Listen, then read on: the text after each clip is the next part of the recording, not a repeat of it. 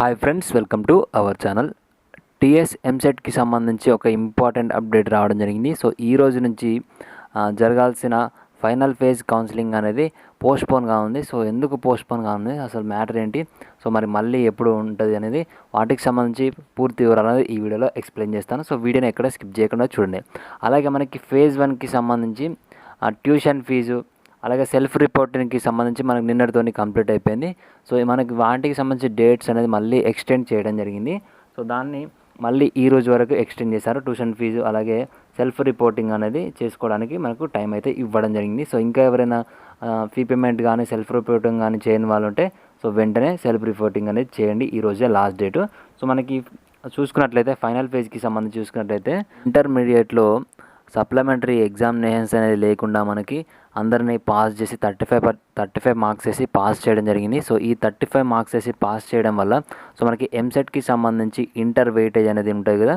So inter marks weightage అనేది calculate చేస్తారు కదా. 45% మార్క్స్ అనేది ఇంటర్లో రావాల్సి ఉంటుంది.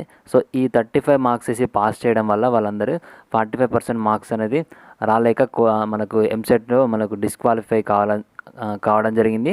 సో దీని గురించి మనకి హైకోర్టులో కేసు అనేది నడుస్తుంది. సో దానికి అప్డేట్ ఇప్పుడు చూద్దాం.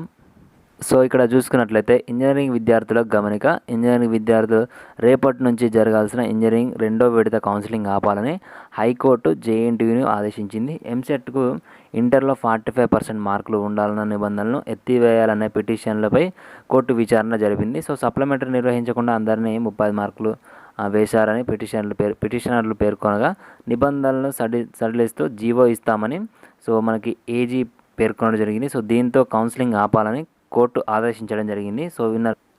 సో ఈ న్యూస్ అనేది మనకు నిన్న నైట్ రావడం జరిగింది. సో అందుకే ఇక్కడ రేపటి నుంచి పడ్డది. సో ఇక్కడ మనం చూసుకున్నట్లయితే 35% మార్క్స్ వేయడం వల్ల సో 45 ఇంటర్లో వెయిటేజ్ అనేది 45 మార్క్స్ ఉండాలన్న నిబంధనకు వీళ్ళు అర్హులు కాలేక మళ్ళీ వీళ్ళు డిస్క్వాలిఫై కావడం జరిగింది. సో వీళ్ళు హైకోర్టుని కాంటాక్ట్ అవ్వడం జరిగింది. సో మాకు సప్లిమెంటరీలో ఇట్లా మార్క్స్ వేయడం ద్వారానే మేము ఎంసెట్కి క్వాలిఫై కాలేకపోయాము. సో ఈ ఎంసెట్కి క్వాలిఫై కాకుండా పాస్ అయ్యి ఎందుకని చాలామంది హైకోర్టుని ఆశ్రయించడం వల్ల సో వీళ్ళు మళ్ళీ అటార్నీ జనరల్ అడ్వకేట్ జనరల్ గారు మళ్ళీ సో నిబంధనలను సడలిస్తూ జీవో జారీ చేస్తామని చెప్పడంతోనే మళ్ళీ ఈ కౌన్సిలింగ్ అనేది ఆపాలని చెప్పారు. సో ఇంకా మనకు అఫీషియల్గా మనకు కౌన్సిలింగ్ ఆపేస్తున్నామని ఎలాంటి న్యూస్ అయితే వీళ్ళు ఇవ్వలేదు. సో ఇస్తారనుకుంటున్నా. సో దాన్ని బట్టే మనకి ఇక్కడ ట్యూషన్ ఫీజు అనేది అలాగే సెల్ఫ్ రిపోర్టింగ్ అనేది మనకి సో ఎక్స్టెండ్ చేయడం జరిగింది. సో ఇంకా అఫీషియల్ నోటీస్ వచ్చిన వెంటనే మీకు వెంటనే ఇన్ఫర్మేషన్ అయితే ఇస్తాను.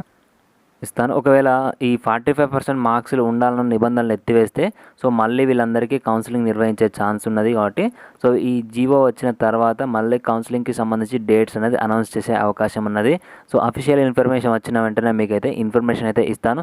సో రెగ్యులర్గా మన ఛానల్ని ఫాలో అవుతుండండి ఈ ఎంసెట్ అప్డేట్స్ కోసం.